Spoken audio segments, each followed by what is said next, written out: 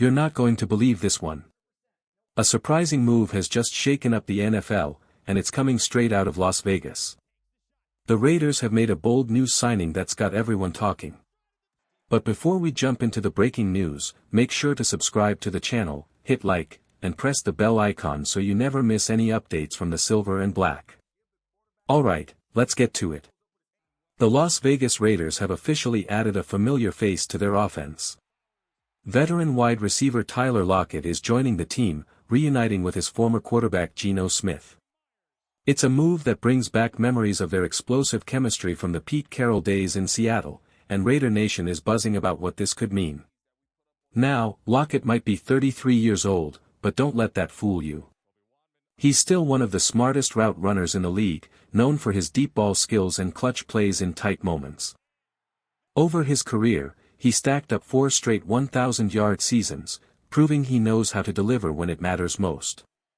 For Geno Smith, this could be exactly what he needs, a trusted weapon who already understands his timing, rhythm, and deep passing style. While the younger receivers like Dante Thornton haven't quite found their groove yet, Lockett brings experience, leadership, and chemistry that could immediately lift this offense.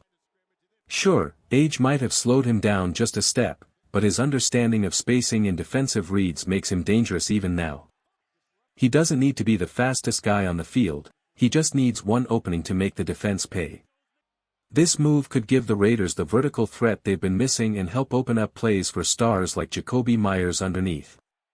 Stay with me, because the next part of this story could completely change how the Raiders' offense looks this season. Speed, that's something you just can't teach. Even when a player gets older, true speed never completely fades away.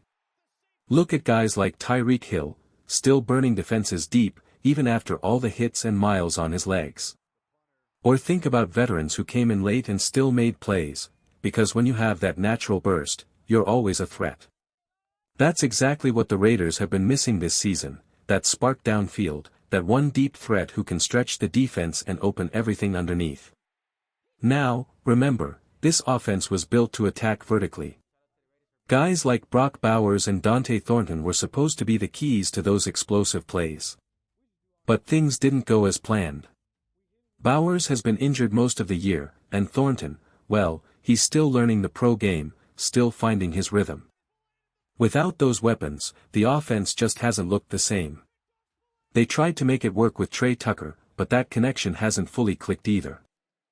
And in the early weeks, when the offensive line was struggling, it became even harder to give Geno Smith the time to launch those deep shots. But now, things might finally be changing. With Tyler Lockett stepping in, a proven deep play specialist, the Raiders finally have someone who can test defenses again. His experience could unlock a new level of explosiveness that's been missing all season. There's another interesting twist, though. Jakobi Meyers, one of the team's top targets, has reportedly requested a trade.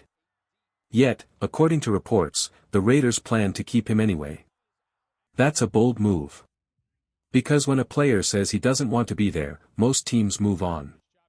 So what does it mean that the Raiders are holding firm? Something bigger might be brewing behind the scenes. Stay with me, because the next part might just explain why the Raiders are refusing to let Meyers go. So here's where things start getting really interesting. Even though Jakobi Meyers has made it clear that he wants out, the Raiders aren't just letting him go that easily. According to reports, the front office is open to a trade, but only if the right offer comes in. They're not giving him away for cheap. In simple terms, unless a team offers something truly valuable, like a strong draft pick or a major asset, the Raiders are holding their ground. And so far, no team has stepped up with that kind of offer. No one's throwing in a second or third round pick for Meyers yet. Now, it's hard not to wonder if this report is coming from inside the building. Maybe the Raiders are floating this story out there to raise his trade value a little before the deadline. Because let's be real, the closer we get to the deadline, the higher the leverage becomes. 2 weeks ago, maybe he was worth a 7th rounder. But right before the clock runs out, that price could rise to a 5th, maybe even a 4th. Still, this situation sends mixed signals. On one hand, you're bringing in Tyler Lockett, which looks like you're preparing for life without Meyers. On the other, you're saying you'll only move him for top value. Personally, I think keeping Jakobi Meyers might actually be the smarter move. Unless someone makes a big offer, why not hold on to one of your most reliable receivers? Give him a small raise, keep the chemistry alive, and strengthen the offense heading into the second half of the season. Imagine it, Tyler Lockett, Jakobi Meyers, Trey Tucker, and Brock Bowers all healthy and on the field together. That's a dangerous mix of speed, hands, and playmaking ability.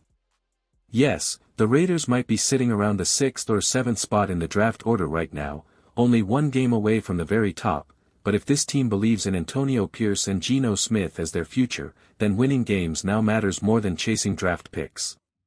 Because building a winning culture starts before the next season even begins. Stay with me, because the next part of this story digs into what this move could mean for Geno Smith's future in Las Vegas. In the NFL, consistency isn't just a word, it's the difference between teams that stay stuck and teams that finally turn the corner. The Raiders need that consistency right now more than ever. Think about it, if the team only manages to win 2 or 3 more games this season, sure, they'll end up with a high draft pick. Maybe the 4th overall. But what does that really do for you if the locker room loses belief? If players stop buying in, and the culture starts to fade? Sometimes winning 5 or 6 down the stretch is worth more than drafting a few spots higher. Because winning builds trust, momentum, and a mindset that carries straight into next year. And that's exactly what this team needs. Momentum. Belief. Unity. Keeping Jakobi Meyers, adding Tyler Lockett, and getting Brock Bowers back to full health, that gives this offense real firepower again. The pieces are finally starting to come together, but one thing still has to improve, the offensive line. Early in the season, the protection just wasn't good enough. Missed assignments, poor communication, and too many breakdowns stalled drives before they could even begin. But the line has started to show flashes of progress, and that's the key to everything. Because no matter how good your quarterback, receivers, or play calling are, none of it works if the guys up front can't protect. The Raiders don't need to make drastic changes.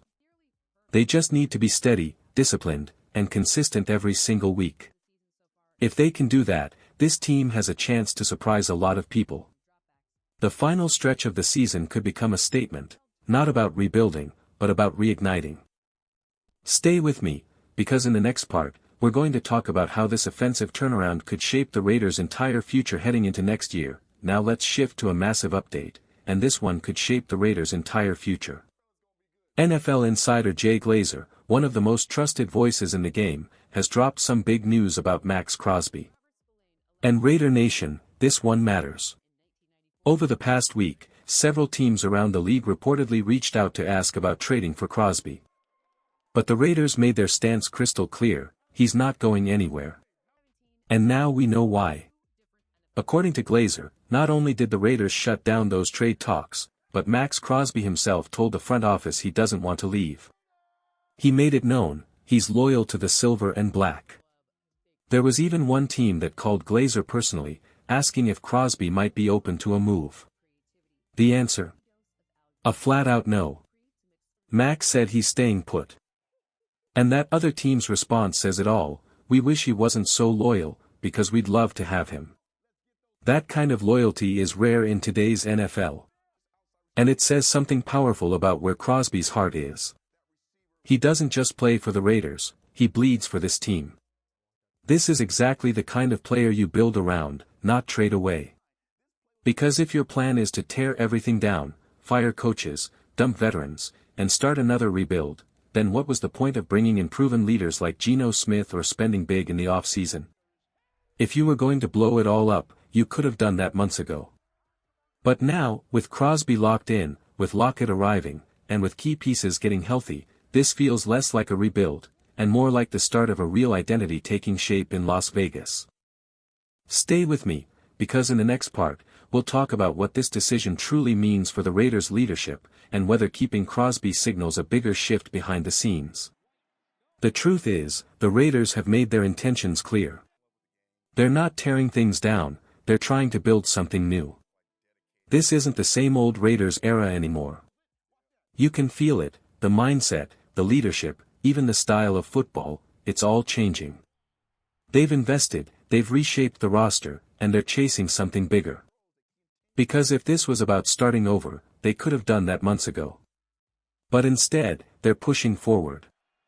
And for Max Crosby to stand firm and say, "I'm not leaving.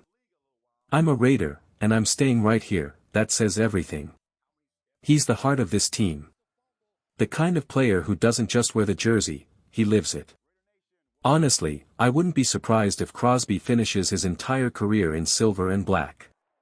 He's built for it. But Raider Nation also got some sad news this week. We lost two legends who meant everything to this organization. First, Carol Davis, the First Lady of Raider Nation, wife of Al Davis and mother of Mark Davis, passed away at the age of 93. Her presence and pride helped shape the very spirit of this franchise. May she rest in peace. And then, we also lost George Atkinson, one of the toughest and most respected defensive backs in Raiders history. He was a force, 30 career interceptions, pure old-school greatness. May he rest in peace as well. It's been an emotional time for Raider Nation, highs and lows, wins and heartbreak. But through it all, this team still fights. And that's what makes it special. As we head into the second half of the season, there's no quitting. The Raiders still have plenty of football left, games that matter, rivalries that still burn. Beating the Broncos? That would be beautiful. Spoiling a few seasons along the way? Even better. Because at some point, this team has to learn how to win, to protect the quarterback, to dominate the trenches, to find that fire again. And bringing in a veteran like Tyler Lockett shows exactly that. This team isn't giving up.